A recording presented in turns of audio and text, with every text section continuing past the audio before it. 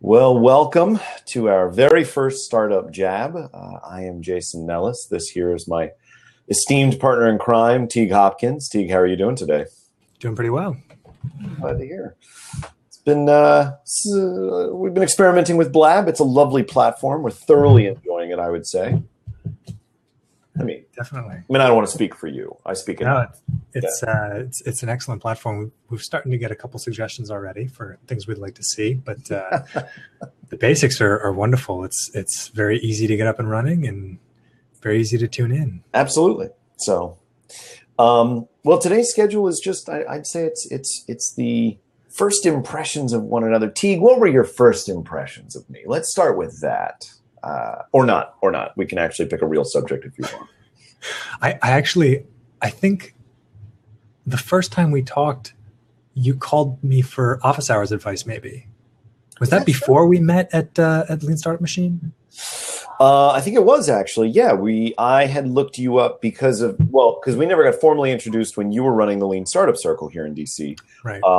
And then I wanted to ask you a couple of questions about that, I think it was. And so I looked you up on So Helpful, scheduled some time, and then you were like, who's this jerk? And I was like, it's me. I'm a jerk. And that's how it went, I think. I'm recalling as best as I can.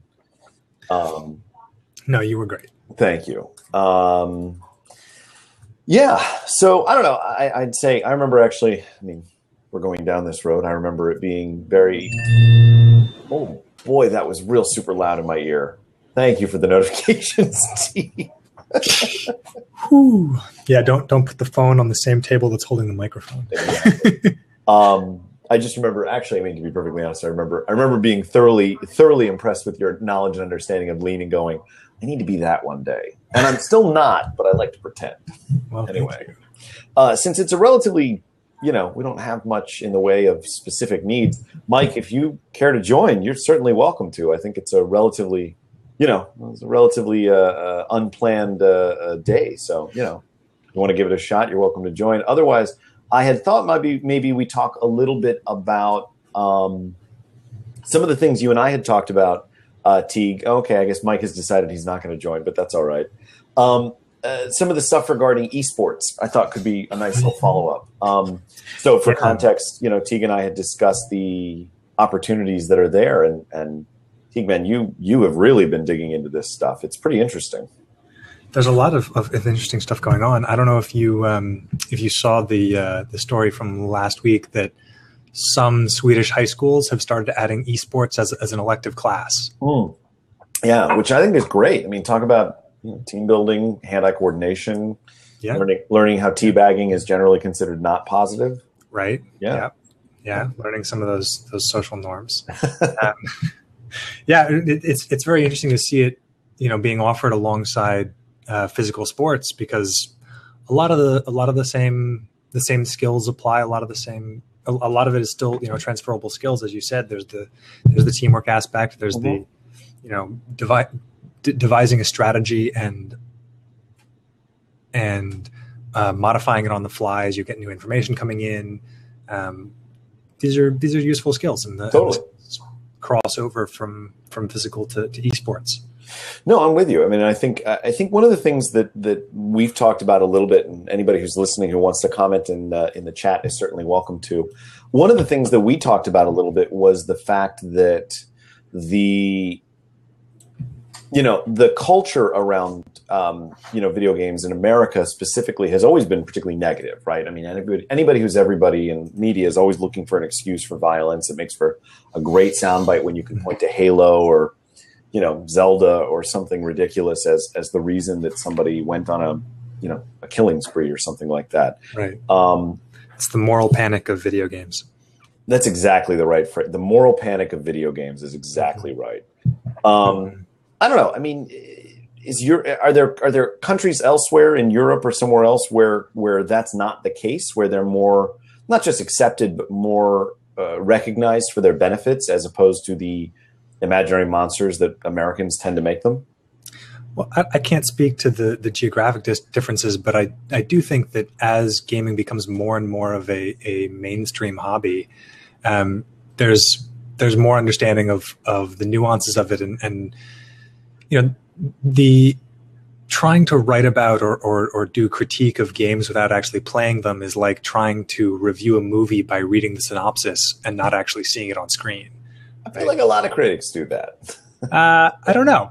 I have not spoken to a lot of movie critics about that, but I feel like there's sort of this idea that in order to actually have an opinion and to critique the craft, you actually have to experience it, and you can't experience a video game by watching it, right? You can't experience it by watching someone else play it. There's a lot of mechanics that change your perception of it just by being the one in the seat making the decisions and trying to react. Yeah, that's fair.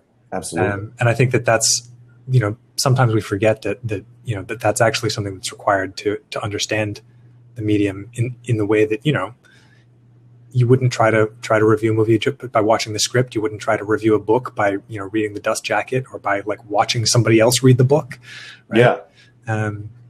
It's a different experience. But I think, as we start to see more and more, people playing, and it is more and more people playing, right? It's now, a huge number of people playing games all the way from, the what are typically called the core games like Halo or Call of Duty, all the way to casual games like Candy Crush or Fruit Ninja. Yeah, boy. It's an interesting thing. So I think we've talked about this a little bit. I'm the oldest of 6, and my littlest brother is 25 years my junior, which is a whole other day and a whole other set of stories. But it's interesting because he grew up not just in the digital age, which I think we were certainly on the cusp of as terms of like how we were raised, but he was raised with an iPad in hand. I mean, it used to be that you could put a kid in front of TV and you sort of like the Baby Einstein crap that used to come out where they, stare at colors and lights and sound, and it really had no effect on them other than to basically get them high. But he grew up with a tablet that he could manipulate and learn to manage, and his hand-eye coordination is vastly improved, over the years to the point where he manages many different inputs simultaneously. I wonder if that's a detriment as well. I do have to think about the possibility that the exchange of that is him not being as engaged with books perhaps as he gets older, or maybe his ability to multitask will be detrimental to his ability to concentrate. Like, I do worry about that kind of stuff. That's valid. I mean, there's a lot of concerns about, when we have these massive shifts in technology, we don't know what the long-term effects are going to be. Right.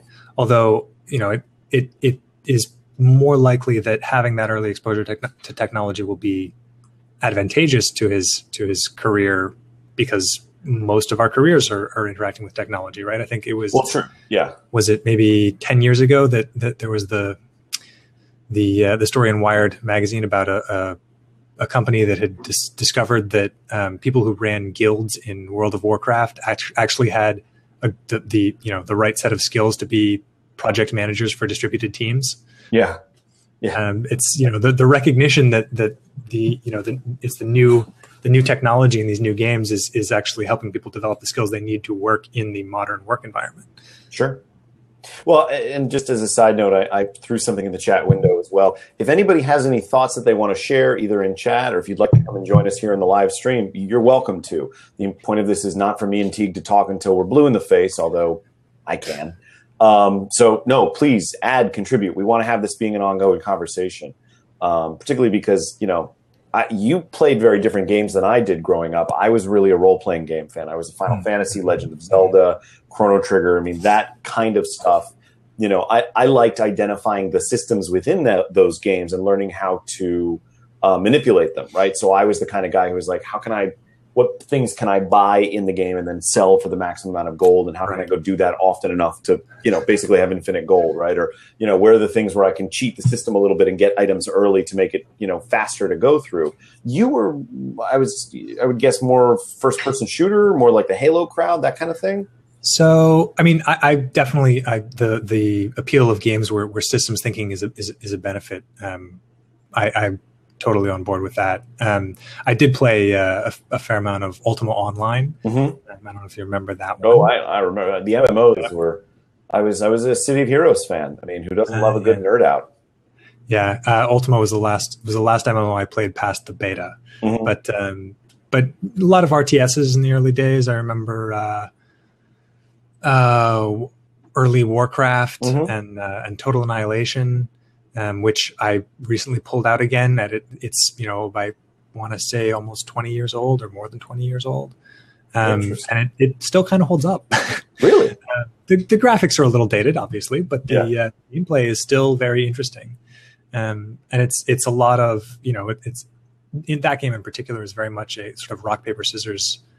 One thing beats another, and you figure out what your opponent has and you counter it, and you try to react in a short time frame. But I think there's a lot of the stuff from you were talking about from RPGs, the idea of systems thinking and understanding what getting dropped into a new system, understanding what the system is, and then how do you beat it? Where do you find the efficiency curve and things like that is a very useful critical thinking skill that is applicable across all kinds of careers and pursuits. I think I'd be very interested to hear from anybody in the audience what things you've learned from games that you've been able to apply outside of them. I think that there's a lot of folks who have stories about something that they learned or practiced in a game-like environment, maybe video games and maybe other kinds of games that they then realized actually had some very useful real-world application. Yeah. Well, until our quiet lurking audience decides to participate in the chat, and actually very thankful for the audience, so thank you guys.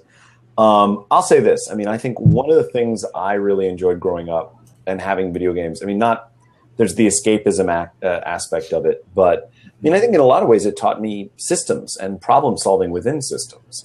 Joking about the gold stuff aside, I was chatting with my roommate a couple of weeks ago, and we were commenting on the different kinds of games that we enjoy. And he made a really interesting point that when I play a game, I'm looking from the very beginning to game the game, right? I want to know, what are the things coming up? And it doesn't mean that I'm looking up all the cheats and stuff, but it's important to me to know what were the developers thinking? How can I then sort of break their logic or take advantage of their logic in such a way? Find the edge case. Exactly. And then be better. And for me, that applies in the real world as well. I'm always looking to see, the way that I'm doing something, is it the most efficient way of doing it? If it's not, how do I convert it to be that most efficient and then scale it up, right? It has very much real world applications. So it isn't just, I really enjoy playing video games, but it's really just my way of killing an hour or two, or in my case, 12 on the weekend. Is it something that I can learn and use and benefit from in the long term? And, frankly, it ends up being half the analogies I make. So, my parents are totally befuddled by how I talk. They're befuddled anyway. I really hope my mother's not listening. Hi, Mom. I think that's reasonable to look at games that way. And I think it's one of the trends that we're seeing more now that it's easy to push out updates is games being shipped when they're not fully balanced. And so you'll see a game like Destiny where some particular type of gun, in the beginning it was auto rifles, is vastly overpowered to the point where the first advice anybody gives you when going into PvP is to say you need to be using an auto rifle because they're better in PvP than anything else. And then you see the developers notice that, go back to the drawing board, make a few shifts, push out an update that changes the competitive makeup of it.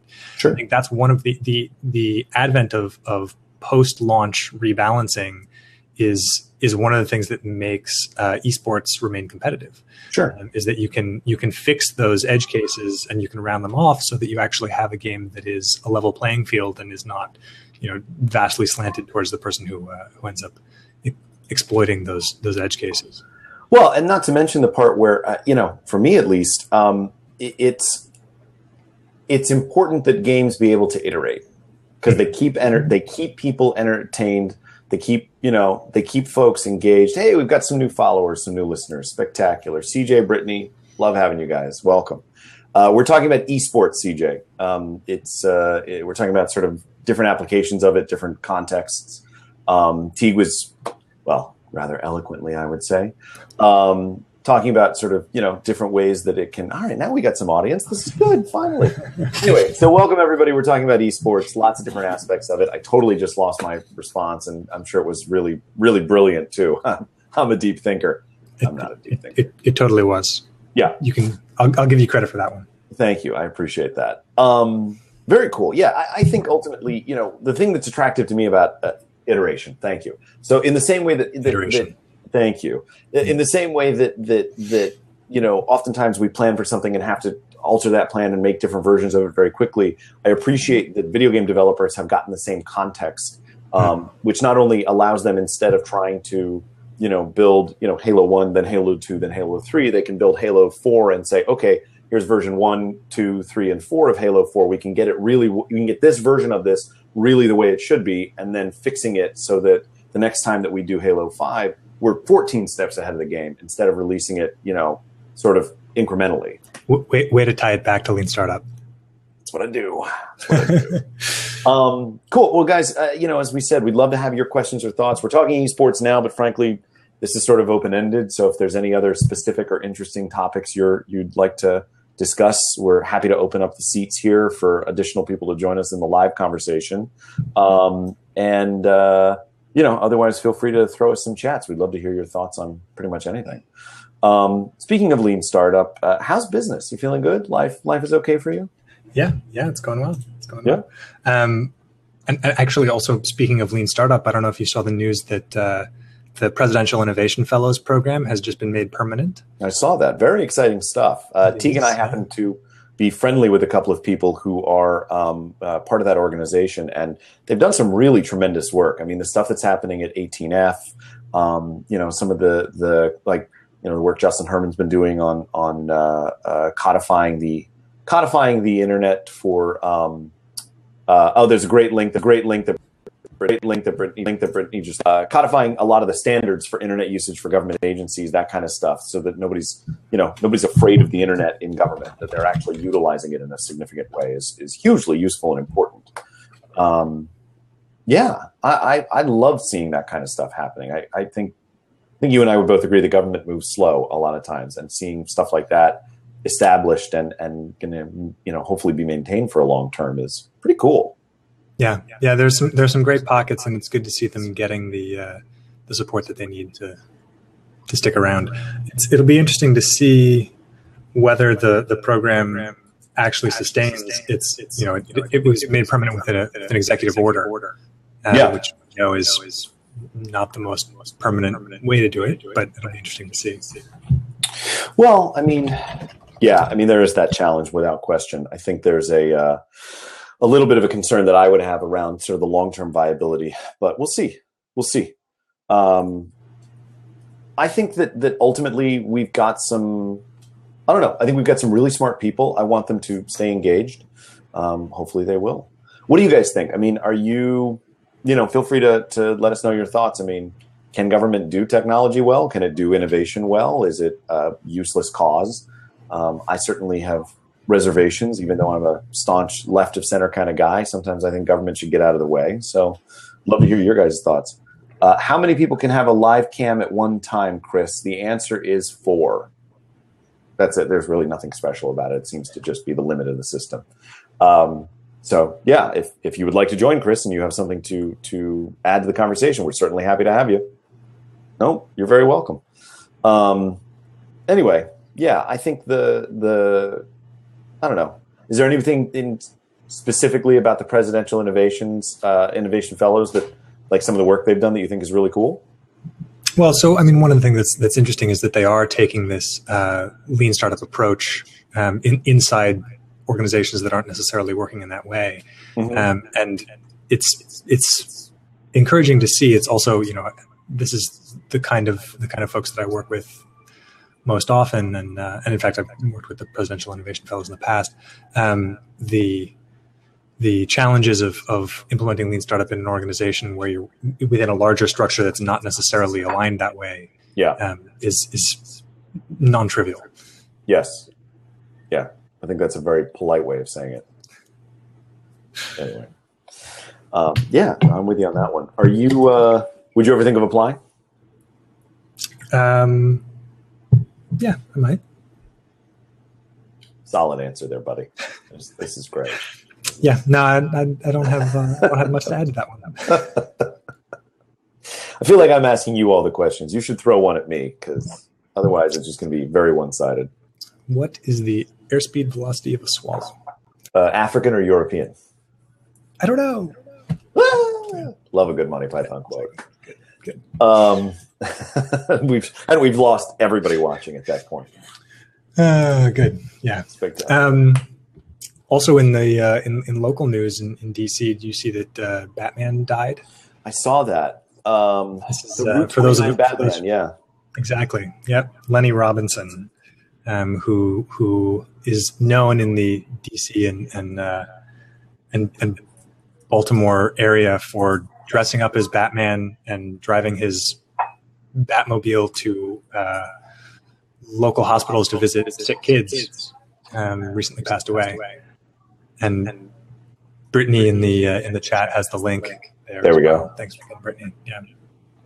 It's a real tragedy. He was, he was spending his time with at-risk and sick kids. I mean, if you've seen Parks and Recreation, Ben, when he gets the Batman suit and then drives a Lamborghini to go visit sick kids, that's pretty much how that went.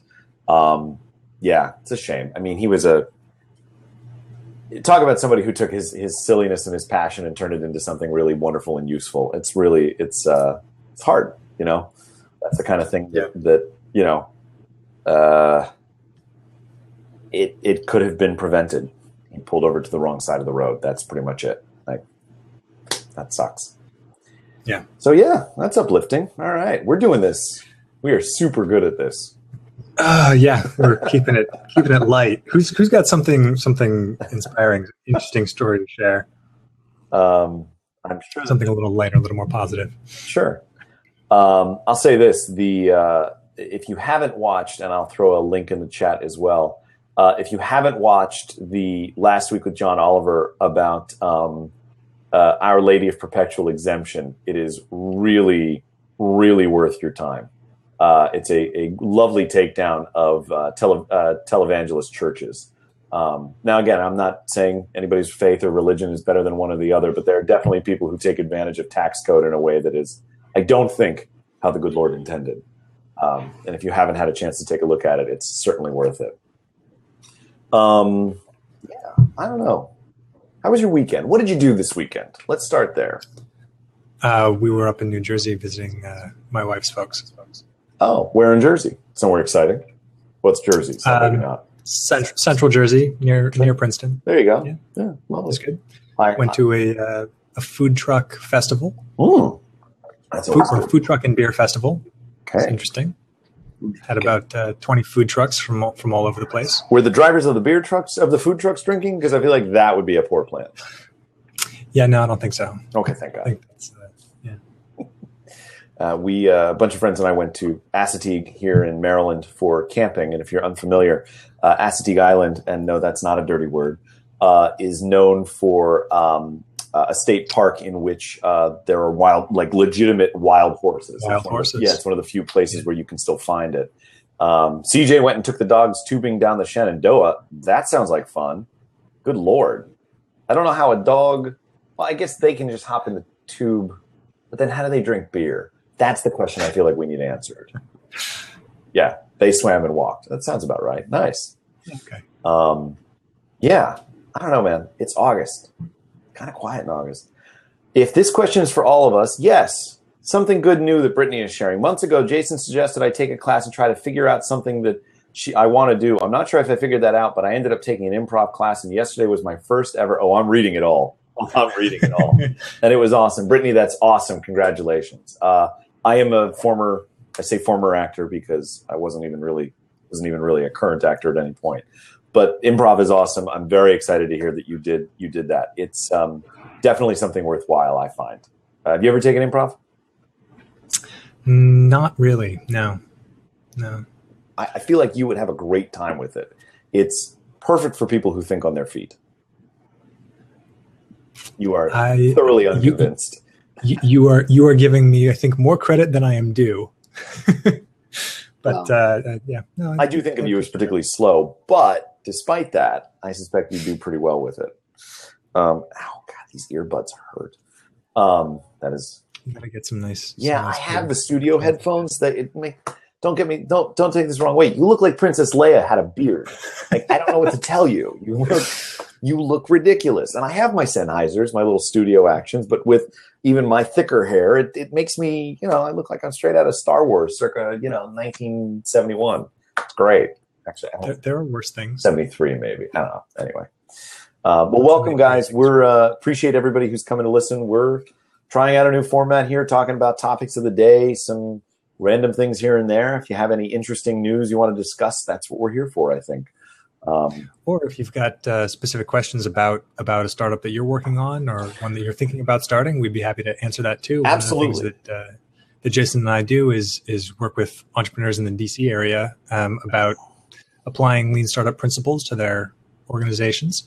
And we'd be happy to take a caller on that if anybody's got something they'd like to ask for some advice on. Absolutely. And it looks like we've got some folks here that maybe do some of that as well. It looks like David, welcome and thank you for joining us, a growth strategist. We've got Kirk, who's joined us as well, who's director of professional services. We got some heavy hitters here. This is good. Well, maybe not Kirk. I think Kirk, I may have just scared Kirk away. I apologize for that if he's still listening. But yeah, we're totally open to help. How are you guys? If there's anything that we can do, we're happy to take one of you guys in the hot seat here. If you got your camera and your microphone up. Brittany, if you want to talk more improv, we'd love to have you. I know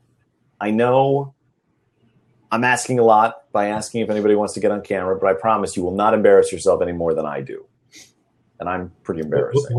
We'll make sure to take care of the embarrassment on our end. Absolutely. I mean, are you kidding? I spent the first 15 minutes we were on this thing futzing with my hair. So you can't embarrass yourself more than that. I don't know what to tell you. Anyway. So one cool thing I can share while we're hopefully having some folks who might be interested in joining us. I did get a chance to go to New York this past week and check out some of the other WeWork. So for those of you who I don't know, I work out of the WeWork in Shaw near Howard University, and it's beautiful. The other spaces are great. I'm really super jealous. I might need to move to New York specifically to find some new office spaces to check out. And they've got dozens in New York, right? All over Manhattan. Yeah, I think they're up to, I want to say they're up to 18. They might be up to 18 or 20 now. Okay. Yeah. And they're opening another one here in DC, in Columbia Heights, which I really want to take a look at. It's really nice having a really beautiful office space to work out of that gives you a sense of, community. Bobby, welcome. Good to see you. CJ, what did you think of the San Francisco locations? It's definitely something that I've heard really good things about. And yeah, by the way, for people who are joining, because we've got a couple more people, happy to help with your startup, happy to talk and just, shoot the shit. Feel free to join us in the extra slots that are here if you'd like to chat. Want to add me in? I finished. Add yourself and I will accept. Absolutely. Come on in. Yeah, we are definitely big WeWork fans over here. It's a beautiful space here in Shaw. I keep telling you got to get out of your house. You got to come and just join the rest of us. I'm there about half the time. Yeah. So CJ, you should see in the screen here where you see Teague and I, there should be a little thing that says add me or put me in queue. I don't remember the exact language. The seat shouldn't be, maybe it's locked. Try it now. Sorry, it should pop up now. I didn't think I locked it. Now we've got it. There we go. There it is. That explains why nobody's joining. There it is. That's clearly, I am super slow. We got CJ joining us. Hey, fellas, how's it going? Hey, man, I'm good. How are you? Hey, CJ, welcome. Good stuff. Yeah, I was out at I've been to the Boston ones and the San Francisco ones now for WeWork. It's nice, and you guys have your beer back over there at Wonder Bread. We have not gotten ours back here in Chinatown yet. Yeah, because you guys have Madcap coffee on tap. I would trade for that. The beer is nice, but the coffee is more useful. It's actually, so the coffee on tap is actually from Stumptown, not from Madcap. Sorry, Stumptown. That's right. Yeah, still good, but I would prefer the beer. I'm sure you would, you lush. Yeah. How's business? How's life? Life is good. Really busy. In fact, I probably only have a few minutes to hop on with you guys. We've got some potential interns coming in for interviews today for fall internships. Yeah, I've been running around crazy trying to take care of a couple other things. Going to be up at the Boston WeWork for Labor Day. I've got an event that I do called Bike to the Beach, that we're going to be doing their day of media stuff. So all their Instagram and Facebook and Twitter and trying to help them make some more money for Autism Speaks in a couple of weeks. Nice. That's awesome. Very cool. Look at you being all responsible like an adult. Super proud of you, buddy. You've come a long way. Yeah, I got another one coming up October 14th for back on my feet. Their Feet in the Street 5K we're having at Fort Dupont Park. So if anybody wants to run a 5K with us, let me know. Make sure you drop a link in the chat. We'll make sure that it gets memorialized when we shoot this out later. Will do. Cool. Very cool. Sounds good, man. Well, always a pleasure chatting with you. You are, of course, welcome to stick around as long as you can. If you would like, you can bring your interns in, and we will happily dress them down for you. I'm okay with it. Interview on live broadcast. Not unless the broadcast is going on for another 90 minutes, but we could make something. No, that's a terrible idea. Yeah. Okay. Cool, man. Well, thanks for swinging by. I think. Brittany, would you like to take the fourth seat so that we can answer this question more directly? Brittany's asked a question, and I'd love to actually get some more background on it. Uh-oh. I scared her. I'm sorry. It's terrible. Not a good day. Okay. So, CJ, do you have time to stick around? Maybe your input here would be good too? I will stick around. Yeah, definitely. Okay. You got me for a few more minutes. Okay. So the question here is, I've been asked to be a pro bono advisor for a startup. Hi, Vanessa. Welcome. I've been asked to be a pro bono advisor in a startup. It's a B2B SaaS for online reputation management. There's an opportunity for equity. I want to know if there's anything to be concerned about before I sign. I've already spoken with a startup and tech attorney, and the NDA looks all right, but I'm still hesitant to dive in. Teague, do you want to start with this? Well, I think you've taken the right step of talking with an actual attorney, and we're not going to try to give any legal advice here, but and yes, all the feels for that, because that's a terrible idea. Do not give legal advice. Thank you, Bobby. Exactly. So I'm interested in what the reservation is. Is it around time and what the return might be? I know that the opportunity for equity is sort of the opportunity for equity, and equity is the opportunity for wealth. And so you've got this like layers of possibility and contingency that usually don't turn into anything. And so, oftentimes when you're asked to be an advisor pro bono, it's really about, do you want to spend your time on it, even if it doesn't pay you anything? Yeah. And for most early stage companies, that's less about what the company's doing and more about the individual founders. Are they people who you think are coachable? Are they people who you want to invest in them? And maybe not because their current startup will go anywhere, but because you think that they're cool and they're likely to do something interesting in the future. And if you start that relationship now, maybe you get to work with them on the cool stuff that they do in the future as well. Yeah. I would agree. I mean, TJ, your thoughts? Well, I mean, the biggest question for you is, do you believe in the business plan as well? Does it smell right? Yeah. Equity in something is only worth something if the company's making money or taking on some major investments and then hopefully making money. And where are you with your time availability? Do you have the time to help them? Will it wind up being more stressful than beneficial, or do you have more resources using? So I would agree with all these points. I'd add one thing for me. I mean, particularly there are actually two things. One is, if you're going to be an advisor, make sure you really are just an advisor. Don't let the advisor bleed into free something. Right? Yeah, that's bad. To your point about values, or to Brittany's point about values, I think that sharing values is really important. If there's several co-founders and you don't align with one of them, I don't think that's the end of the world, but I think you should be careful about it. For me, if I'm going to do something, go ahead. Sorry. I was going to say, it depends on what kind of misalignment, right? If it's something where you're actually diametrically opposed, I would think very carefully about that, because it's unlikely that if you're diametrically opposed with one of the founders, how are you with the others, right? If they are also opposed, that may speak of some trouble to come for the entire organization. And if you don't know where the other founders are, it's likely that they are more in line with their co-founder than they are with you. And so I would treat that as a not necessarily, a no-go, but at least a warning flag. And I would say this: when I think of doing anything for work or, for anything, I ask myself three questions. Is it going to be, am I going to make a lot of money? Am I going to have a lot of fun? And am I going to learn something that I really want to learn? If I can at least answer yes to one of those things, then the other two don't matter and I'm fine to do it. If I can't answer yes to any of them, I avoid it like the plague. And I think in this case, obviously the money part's not going to be a thing. So either you're going to learn a lot from it. I'm not flicking you off, I swear to God. Either you're going to learn a lot from it or you're going to have a lot of fun doing it. And if you can't answer those with an assured yes, bail. If you can, do it. Try it, see what you can do with it, make something of it.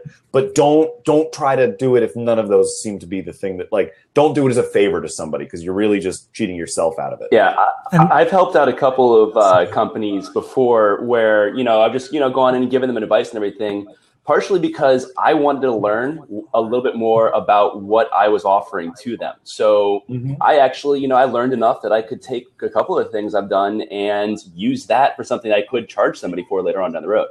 So, in that point, it was a learning opportunity for me. It gave me an opportunity to get in almost like an internship, but I was on the opposite side of the business. Yeah. Yeah. And the other thing to think about is remember that, one of my favorite mantras is make reversible decisions quickly. Mm-hmm. And if you're not getting paid and you're being an advisor, you can always try it out and then leave, right? Like they're not giving you anything of value right now. And so you're basically giving them stuff for free. And if you decide you don't want to continue to give them stuff for free, you can get out. And it's not a high risk proposition in that regard. Totally. Yeah. Well, see, there we go. I feel like, and to Shaan's point, most decisions are reversible. There are very few that, unless you lock into them for some sort of monetary or legal penalty, which, good Lord, if there's anything like that on the table, run the other direction as fast as possible. Yeah, I'm with you. So I'm glad we could help, Brittany. If you have any other questions, happy to answer them. Or other folks, if you guys have things related to your startup, your business, lean, marketing, management. CJ's really into fitness. If you have questions about whether you're doing your reps right, I feel like he could help. Maybe. Maybe. Here we. Oh, okay. So question. Shaan, that's a new thing. Shaan, yeah, it's /Q or Q/. I can't remember which. So Shaan, the CEO of the very platform we are currently on, /Q, thank you, is asking, how would you position /market Blab? Shaan, would you like to join us in the seat here for this one? I feel like this is a good conversation rather than just a Q&A. I don't know. I think, take your time. And if you need us to sign NDAs, we're happy to do that post on DocuSign or EchoSign.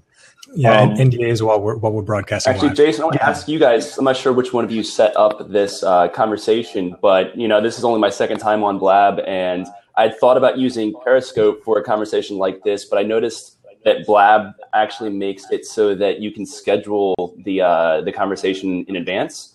How hard was that for you guys? It was stupid easy. That's really, how easy it really was. Easy. Yeah. The one thing about it, and Shaan, who's joining us, can certainly speak to this as the CEO of the company. He is making it as easy as possible for people to set these up. So credit to him and his team. And here we go. There he is. What's up, guys? Man about town himself. What's up, man? Hey, Shaan, welcome back. How's it going? We're all right. How you been? How was your weekend? My weekend was good. Got a little sleep. We had an earthquake this morning, so I woke up nice and early. There you Yeah, go. I don't miss those from my time on the West Coast. Let me tell you. Oh shoot, my battery's in seconds. So hold on. I need to get my charger, but I saw the question, which was more about like positioning, marketing, and really, as you're in beta and we're figuring out the product side and figuring out the engineering, the stability, and all that. That's great, but eventually this thing needs to launch, and when it does, they capture some portion of the mind share. So let me grab my charger, then I want to hear what your guys' thoughts. Sure. Yeah. Okay. Well, while Shaan's going, quick, guys, ideas. How do we market this thing? Holy shit. Exactly. Panic. I was not prepared for this. Oh, God. I'm not even in my business suit. Sorry. I'll be okay, I swear.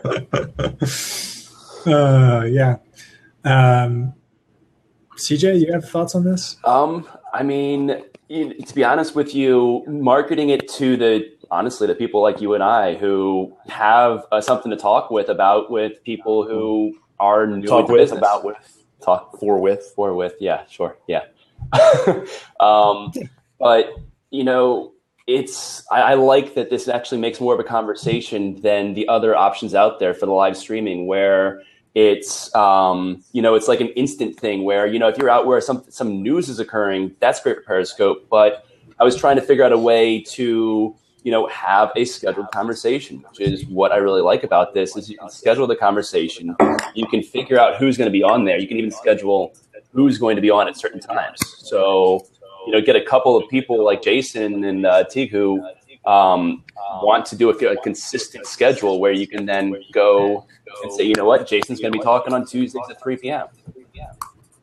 So as Shaan gets it, there we go. He's back. All right. Well, we've totally mapped the whole thing out. That's what I was hoping. Got it down.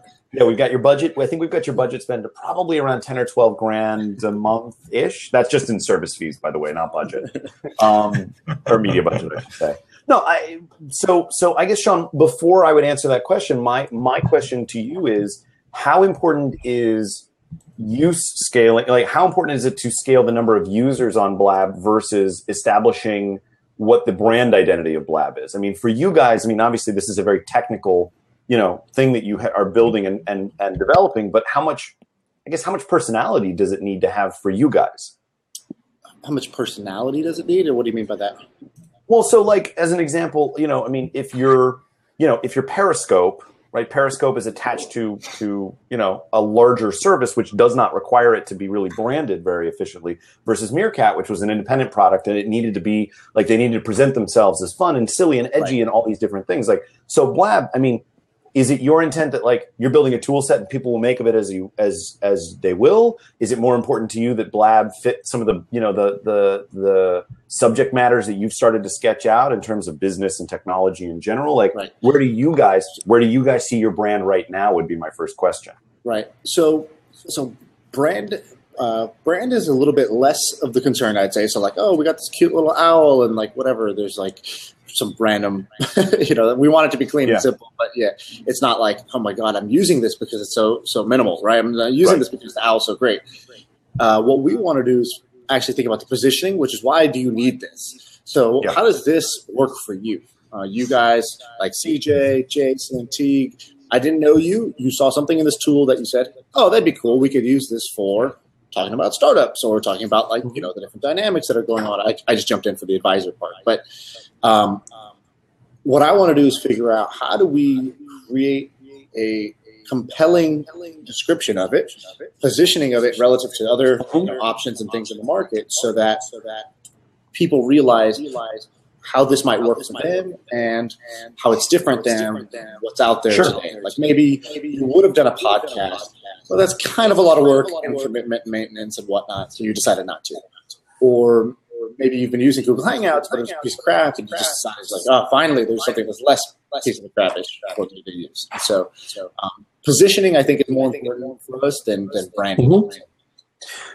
Well, from my side, at least, I think you hit the nail on the head in terms of simplicity, right? Let's just start from the very product itself, which was, this suggested to me by somebody whose technical opinion I value greatly, and they said, hey, you got to check this out. It's super easy to set up, and you can see all really cool and interesting stuff going on. So from the get-go, I think the first Blab I came across was, I think, Shaan, you talking to somebody, and it became just incredibly obvious about how quickly I could get set up and chatting with it. And for somebody who's I've hosted chats on Google Hangouts before, I've done Periscope and Meerkat and all that. Like, the appeal here is, there's a lot going on, but it's all contained within a very specific ecosystem, and it took no extra installs to set up. Right. So I definitely start with that as being, certainly my value proposition when looking at the marketing side. Teague, would you agree? This is certainly in your realm as well. Yeah, I didn't even watch any Blabs before we did our first one. So I didn't even look at other stuff. Jason started sending me a link, said, hey, you want to try this thing out? And hopped on, and it was just so easy to click, like, yeah, go, ready. Yes, go, set, ready, in that order. Yeah, exactly. And it's very interesting to, and then since then I've looked at a number of other blabs, and they seem to be running the gamut of styles and approaches, and it's been interesting to see. Some of them are structured more like talk shows, more like kind of what we're doing, where we pick a topic and have some guests and things like that. Some of them are just conversations or people hanging out. I know that you guys have been promoting some of the stunt type ones, where someone did a 48-hour blab, somebody did an improv blab, right? Yeah, and it's interesting to see that, like, the different things that people will try to do with the tool. Well, sorry, go ahead. No, I'm done. What I was going to say, I think Vanessa in the chat just brought up a really great point. What you've built is a great platform that has a lot of different uses, right? There's training classes, there's conference calls, there's, if you're an actor and you're doing casting, if you're doing a meetup, if there's some sort of interactive summit. What I would position in terms of marketing, in terms of product fit, is to say there is no intended use, right? This is not intended to be the kind of thing where, like Google Hangouts, where you're doing it with your team, or you can use this to, interact with, several people simultaneously, or you can use it as a multi-person conversation like we're using, and then like a separate conversation going on in the comments or the chat. I would say, it's, if you were to use old marketing lingo, I'd say it's your one-stop shop for all your communicating needs. That's, I think, how I think about positioning you guys. Not to mention the fact that, presumably you're building a service where there's a monetization strategy in the future. So as you are thinking about how to expand and build and grow, David's making a great point. Maybe camera feeds, private blabs, some sort of, I assume that there's going to be sort of a point of sale type thing eventually, where either there's a subscription model around it, or this, people can set up their own private blabs and you guys get a cut if there's a charge. However you're going to structure it. What I would suggest in terms of marketing that could work, and CJ, I'd love your thoughts on this, would be personalities, right? I think you need a couple of like YouTube type stars who are going to be doing this regularly, who can really, sort of build audience with and for you to help grow. Right. Not that I'm advertising us for that, but I look really good on a coffee mug. Just saying. That's exactly what I was saying before while you were getting your charger, was I think that if you have some people who have a consistent schedule on Blab, and that they're going to be on Tuesday at 2 p.m. or Wednesday at this certain time, and that they're consistently on there for you, it's going to draw a lot more people. It's a lot more visible at like real time. And I love that I can quickly to the left click a button and tell everybody that I'm on here, when most other options you have, you got to like stop what you're doing in order to do it. It's click a little button right there, so I can broadcast that I'm on here. And, giving the people like Jason, who I know is going to be on here quite often probably after this. Because I'm an attention whore and I'm okay with it. I didn't say it. I'm perfectly comfortable with it. I don't know why you wouldn't be, but okay. Oh, no, yeah. But, just kind of giving them the opportunity to be featured on some sort of, featured Blab page or upcoming schedule. So if he goes in and posts that he's in schedules a Blab for next week, it shows up on a schedule and shows up that, you had 47 viewers at this last one or whatever, that, that way people can look and see, okay, that was a very popular Blab last week. I'm going to show up this week. Right. Well, I can say that. Go ahead. One of the things that tends to be very valuable about platforms like this is, you're thinking about how to market it, and almost all the folks on here are also thinking about how to market their businesses, right? So if you can help them build an audience, that's huge value above and beyond the tool itself, right? The tool itself is great in that it's very lightweight. You could drop it into a lot of things. I could see using, a network of Blab rooms for a virtual unconference, right? Mm-hmm. But there's huge value in being able to help people build their audience by funneling traffic to the high quality content. And I think that's one of the things that a lot of people will look at that and say, oh, that's totally worth my time and worth my money. Sure. Well, go ahead, Shaan. Yep. I was just going to say two things that came away from this was basically simple way to have a conversation. And obviously some of the keys are going to be having a few killer personalities or examples or shows. I guess so. There's the simplicity of the tool, and then the variety of the possibilities. So each person finds their own use it. If you're promoting your own small business, great, you can do that. If you just want to be funny, great. If you want to be a thought leader, great. Doesn't matter. One of the things that we talked internally about was, I personally think it's suicide to compare ourselves to the other live streaming apps and basically say, oh, there's a new entrant in the live streaming game because, okay, it's pretty clear Periscope is going to win like live streaming in the way that most people consider it today. And in general, I actually don't think live is like what this is. I think interactive is a big piece of it. I think a lot of people will be watching replays, totally. And I just think in general, when you have YouTube just launched a live player, Facebook just launched a live player, Twitter has Periscope, Meerkat, going in that like what will be framed from a media perspective, I think, is basically a winner-take-all dynamic. So who's going to win is what's going to be asked to this. And instead, I'd rather compare it to something like whether it's Hangouts, podcasting, blogging, like find a different analog instead of joining into the like, hey, there's another new entrant in the live streaming case, and we'll see, right? We'll see who wins. Probably going to Periscope. I think that's what that narrative would look like. I agree. You definitely don't line up with Periscope because Periscope is an in-the-moment type thing. You can't schedule a Periscope realistically like you do it, like you can with this. You can't really put in advance that I'm going to hold a Periscope with this topic. Now, most of the Periscope people I've been seeing are almost all like newscasters who are just setting up their shoot and they pop on a Periscope beforehand. It's not so much the marketers that are using it in any way that I've seen beneficial because it's a mess when you try to go in there and look for something. I can't really plan in advance that I'm going to pop up and do a Periscope and know there are many people on there. Yeah. Sorry, apparently we're getting some folks with echo. I don't have two windows open. And I've got headphones in, which hopefully would be preventing that. But yeah, I'm not sure how that's happening. Yeah, I think I'm not hearing echo anymore. Is that folks in the chat? Did we solve the echo problem? Maybe we just had to mention it and then it would stop. as those in the magic they're fixing it while we're talking. It was the echoing elephant in the room that we acknowledged and it went away. Yeah. So just generally, I'm sorry.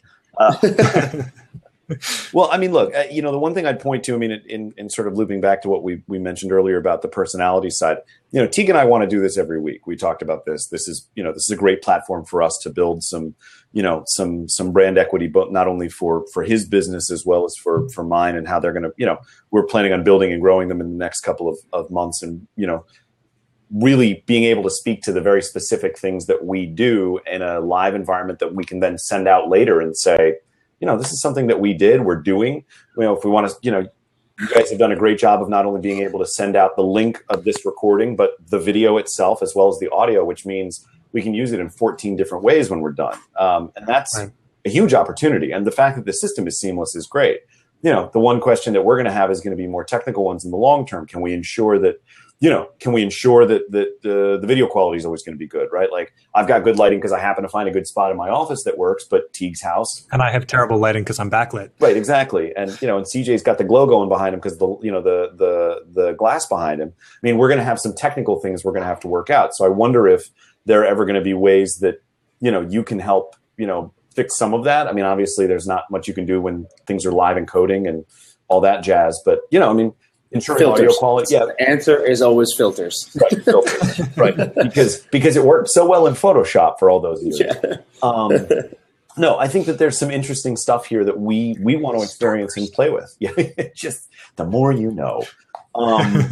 Yeah, I mean, so for me, I think the versatility is really important too. That if we want to build a real content, driven audience, the fact that we can take the content that we produce and without a lot of stress, being able to send it out in multiple directions. I mean, look, I know you're not supposed to say these kinds of things when you're doing customer interviews, but I pay money for that every month if I thought that this is going to stay well built and maintained over time. So, yeah. And Victor's like, yes, you pay, not me. Or Vincent, excuse me, no, Victor. Geez, I'm tired. Apparently the coffee I've been drinking isn't working.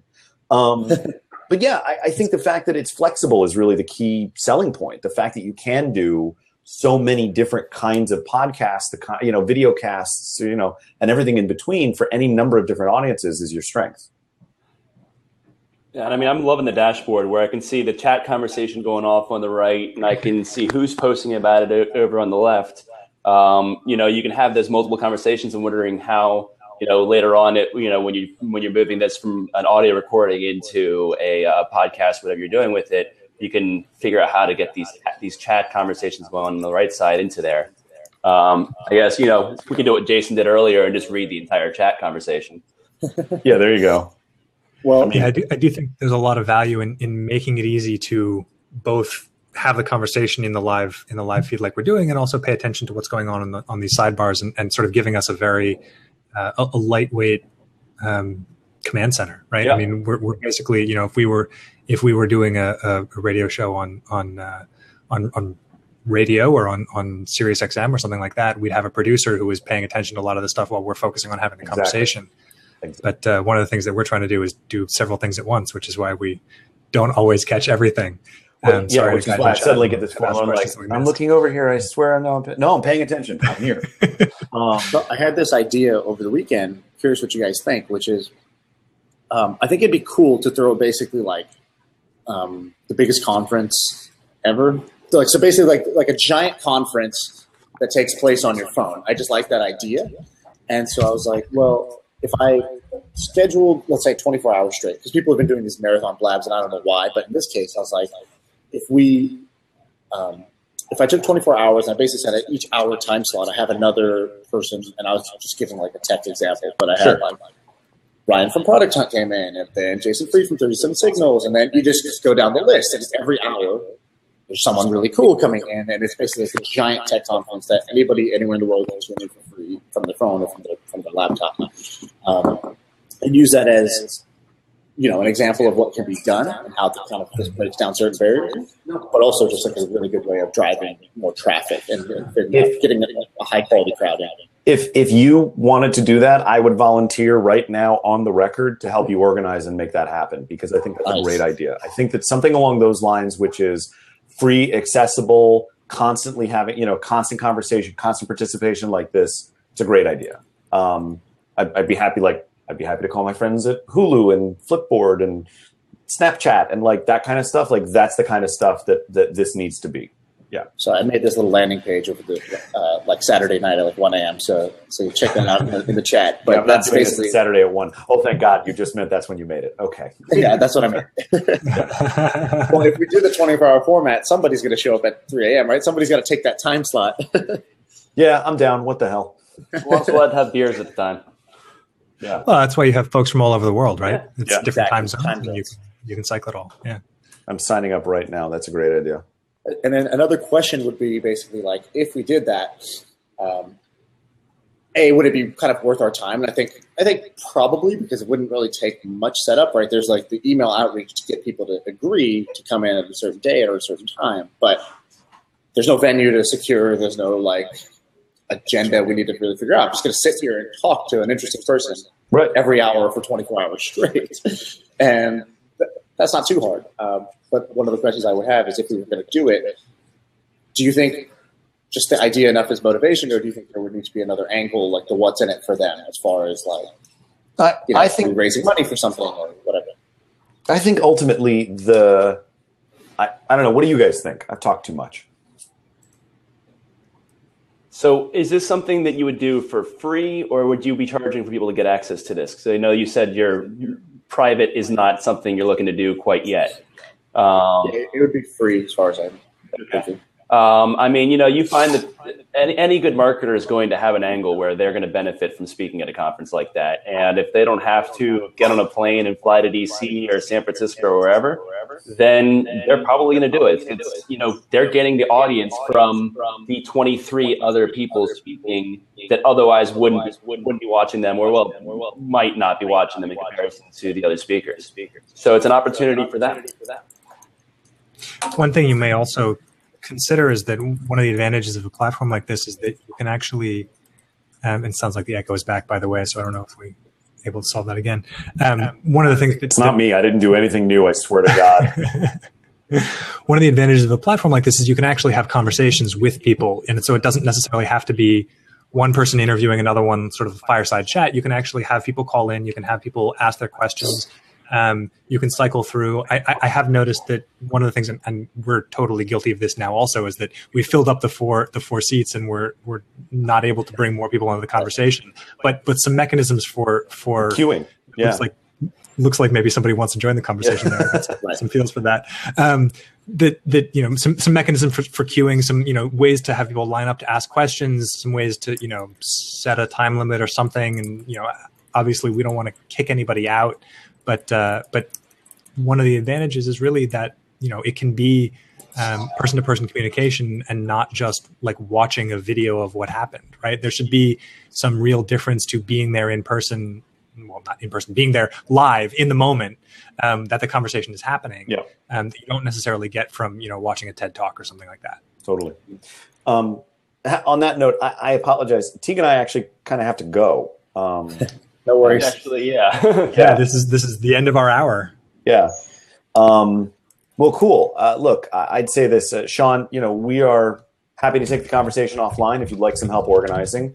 You know, between Teague and myself and CJ, if you're interested in throwing in as well, we can Jason, certainly. You got my info, so feel free to reach out. Yeah, absolutely. Always a pleasure, buddy. But Shaan, I mean, if there's something there that you'd like us to help with, we're happy to make ourselves available and happy to promote and organize and do whatever you need. So awesome. Yeah. And if there are other things that we can do outside of that, let us know too. We're happy to. Cool. Well, also, I love the name StartupJab, by the way. That's a great name. Thank you. Teague. I wish I could take credit for that one. He's really, he's the secret marketer. I went ahead and dropped the link in the chat there. It's StartupJab.com. Feel free to sign up there. We're just getting things off the ground here. As Jason said, we're doing the very lightweight approach here. So we're putting out a survey there for comments and to join our mailing list. We're going to try to do this every week. We're thinking that noon on Mondays Eastern time during sort of lunch break is a good time, but we'd love to hear. Obviously, the folks who can't be here at this moment aren't going to be the ones listening, but we'd love to hear your feedback for future topics, future guests, anything we can do to make this more interesting as we continue. Absolutely. The Blab adventure. And Teague and I are, of course, available to chat outside of this if folks are looking for additional help. We'll make sure that once we get folks signed up, if you're at all interested, we'll send you our info, and maybe even for episode 2, we'll have more preparation in place to actually send this out ahead of time. Very cool. Well, listen, thank you guys again. Appreciate it. You in the audience, you've been tremendous and incredibly great. And we're looking forward to seeing you guys next week. So we'll see you next week, Monday at noon Eastern, 9 o'clock on the West Coast. So Shaan, bring your coffee if you care to join again. And we'll talk to you guys soon. Take care. All right. Bye, everybody.